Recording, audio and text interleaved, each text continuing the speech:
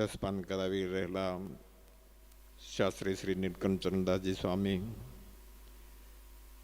મુંબઈથી પધારેલા મુકુંદ સ્વામી, 300 જેટલી કથાઓમાં સંગીતનું રસપાન કરાવી રહેલા અમારે સંગીત વિશારદ સ્વામીજી, ભાલા સર્વે યજમાન બંધુઓ અને શ્રોતા ભક્તજનો, જય સ્વામિનારાયણ.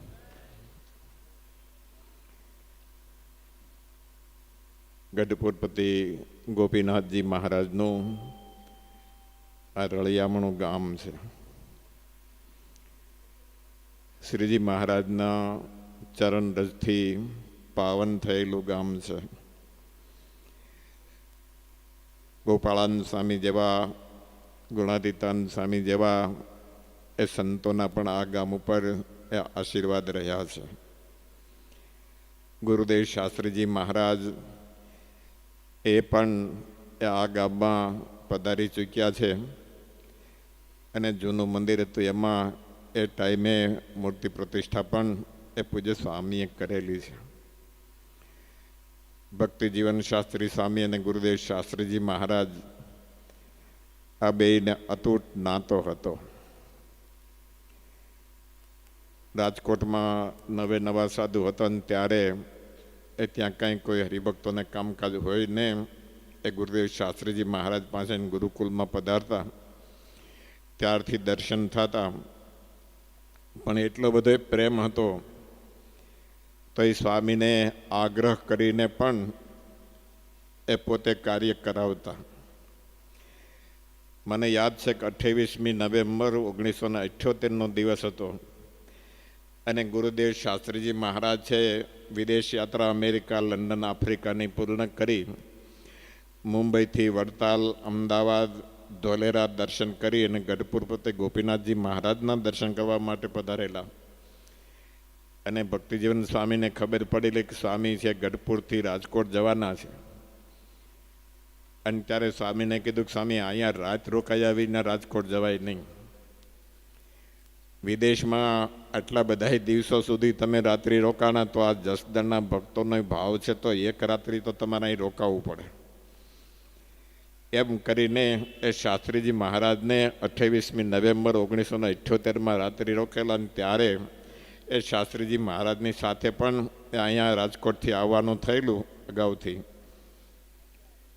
પછીથી અવારનવાર આવવા જવાનું થતું. એમાંય 1985માં જ્યારે ધર્મવલ્લભ સ્વામીની સાથે બાળ મંડળ, યોગ મંડળોની સ્થાપના કરી એ પછીથી આપણું જૂનું મંદિર હતું એમાંય એ બાળ મંડળની, યોગ મંડળોની સભાઓ કરતા. અને અહીંયા એ ટાઈમે વ્યવસ્થિત રીતે સભા થતી પાછી.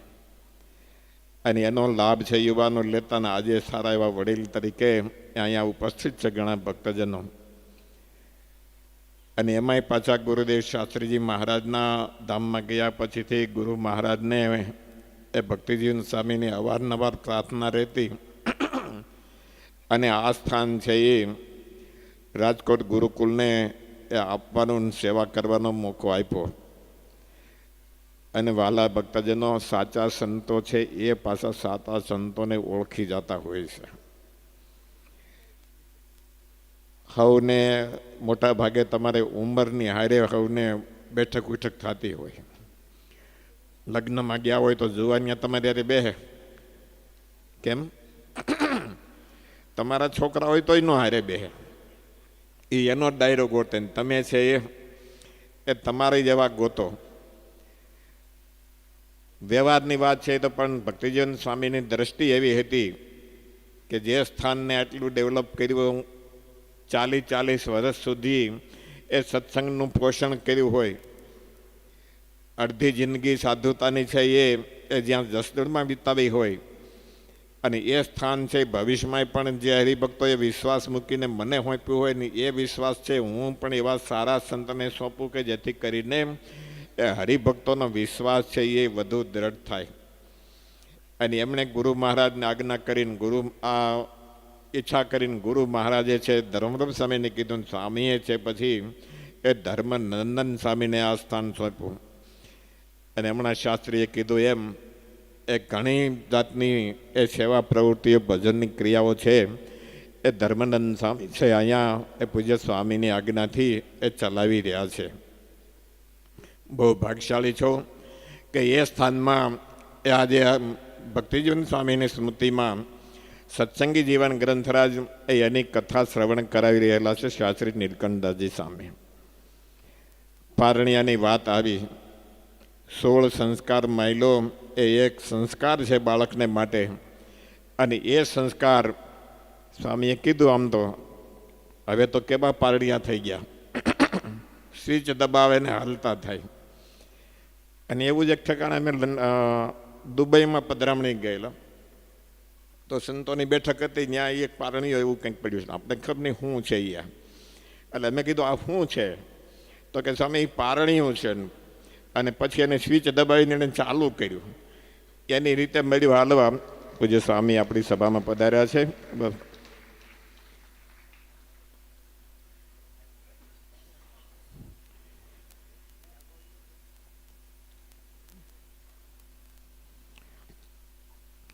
પણ હકીકતમાં એ પારણિયાની પાછળનો કંઈક શાસ્ત્રકારોનો એક આશય હોય છે. અને પારણિયાની ઉપલી દાંડી હોય, અને એ દાંડીમાં નીચેના ભાગમાં ફૂમકા બાંધ્યા હોય કે મોર કે પોપટના એ સ્ટેચ્યુ જેવા એ લટકતા હોય. તો એનું કારણ શું હશે? કારણ કોઈને ખબર નથી હોતી, ખાલી લટકતું રહે એટલું જોયું હોય. પણ એ બાળક છે એ ઘોડિયામાં સુવરાયું હોય, એની દ્રષ્ટિ ઉપર હોય, સ્વાભાવિક એવા ચિત્રો છે એ હલતા હોય, એને ગમતા હોય. એ ગમવાની સાથે પારણીયું છે આમથી આમ થતું હોય તો બાળકની દ્રષ્ટિ આમથી આમ થયા કરતી હોય. અને એ દ્રષ્ટિ છે આમથી આમ થાય એટલે એને આંખ્યું છે એ મજબૂત થાય, એને માટેની આ એક પ્રક્રિયા હોય છે. પણ હવે તમે એના સ્વિચવાળા પારણીયા કરી દો ને એમાં ઉપર કાંઈ બાંધેલું ન હોય ને એ આમથી અપડાઉન કરતો હોય સામે કે એમાં પછી એની કોઈ દી દ્રષ્ટિ એ એટલી એ મજબૂત થાય નહીં, મોટા ટાઈમ લાંબા ટાઈમ સુધી એ સારી દ્રષ્ટિ રહે પણ નહીં. શ્રીમદ સત્સંગી જીવનમાં બાળ ઘનશ્યામ પ્રભુની એ કથા વાર્તા એ ચાલી રહી છે. યોગાનું યોગ એ આજે એ પૂજ્ય સ્વામી પધાર્યા છે. હમણાં જ 125 કુંડી એ જે યજ્ઞ જ્યાં આયોજન થયેલું છે ગુરુકુલની ભૂમિ પર થઈને અહીં પધાર્યા છે. ગુરુદેવ શાસ્ત્રીજી મહારાજના એ 125 વર્ષ જન્મના થાય છે. અને એ નિમિત્તે ધર્માનંદ સ્વામીને પહેલાં વહેલા હુજુક આવું 125 કુંડી યજ્ઞનું આયોજન કરવું છે. ગુરુદેવ શાસ્ત્રીજી મહારાજને યજ્ઞ વાલો હતો, અને 1945ની સાલમાં જૂનાગઢની અંદર 21 દિવસ સુધીનો એ યજ્ઞ કરેલો. ત્યારથી માંડીને પછી રાજકોટ ગુરુકુલની અંદર એ 125 કુંડી 200 કુંડી સુધીના એ યજ્ઞો થયેલા. ધર્મવલ્લભ સ્વામીએ સુરતની અંદર 2005ની સાલમાં 1000 કુંડી એનું યજ્ઞ કરેલું. ત્યારે ગુરુદેવ શાસ્ત્રીજી મહારાજને યજ્ઞ પ્રિય હતા, અને એમની જન્મ રજત શતાબ્દી નિમિત્તે એ જ્યારે આવડો મોટો યજ્ઞનું આયોજન થયું છે. સાથોસાથ યાદ કરું તો શાસ્ત્રીજી મહારાજનો જન્મ સંમત 1957ની સાલમાં અને ઈસવીસન 1901ની સાલમાં ઈસવીસનની રીતે. અને જ્યાં ગઢપુરપતિ ગોપીનાથજી મહારાજ બિરાજે છે, ભગવાન સ્વામિનારાયણ જેમના પ્રેમને વશ થઈને 25 વર્ષ સુધી દરબાર ગઢમાં રહ્યા, એ દાદા ખાચરનો પણ રજત શતાબ્દી મહોત્સવ એ પણ અત્યારે એનો સમય છે. એમનો જન્મ છે એ પોષ મહિનામાં થયેલો છે. આમ તો ગઈકાલની સાતમ ને આજની સાતમ છે. પહેલાં નિર્ણયમાં આવતું પોષ વધી સાતમને દિવસે જન્મદિવસ, આ વખતે લખ્યું છે ને પોષ સુધી સાતમને દિવસે. પણ એ દાદા ખાચરનો રજત દ્વિશતાબ્દી જન્મોત્સવનો સમય પણ એ આવડો આ છે ને ગુરુદેવ શાસ્ત્રીજી મહારાજના પણ એ જન્મ શતાબ્દીનો આ ઉત્સવ જ્યારે આપણે ઉજવી રહ્યા છીએ ત્યારે બહુ ભાગ્યશાળી છીએ કે આવા પવિત્ર સંતોના મુખે એ કથા વાર્તાનો લાભ મળી રહ્યો છે. ભક્તિજીવન સ્વામીનું જીવન એ નિસ્પૃહ્ય હતું. કોઈ જાતનું ક્યારેય એમણે બંધન રાખ્યું નથી, પાસે કોઈ પદાર્થ રાખ્યું નથી. અને એવા સાધુ મળવાની બહુ દુર્લભ હોય છે. અને નિર્બંધનકારી રીતે જીવન જીવવું, અને ત્યારે જે ગુરુદેવ શાસ્ત્રીજી મહારાજ જેવાને પણ એવા સંતો છે એ ગમતા હોય છે. શ્રીજી મહારાજે એક વખત ગઢપુરમાં બિરાજતા હતા. દાદા ખાચર, સમલા ખાચર આદિ ભક્તો બેઠા હતા અને વાતવે ચડેલા દરબારો બધા. અને મહારાજની આગળ વાતો કરતા કરતા કહે કે મહારાજ આજના જમાનામાં તો એ ઘોડા જેવું કોઈ વાહન હારું નહીં.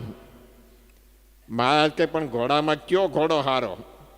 તો કે મહારાજ રોજા ઘોડા જેવું કોઈ વાહન હારું નહીં. હજી માણકી ઘોડી હજી તેની મહારાજની પાસે આવી ન હતી. રોજા ઘોડા ઉપર બેસીને મહારાજ છે એ બધે દેશ વિચરણ કરતા ત્યારે કાઠી ભક્તો કહે મહારાજ રોજા ઘોડા જેવું કોઈ વાહન હારું નહીં.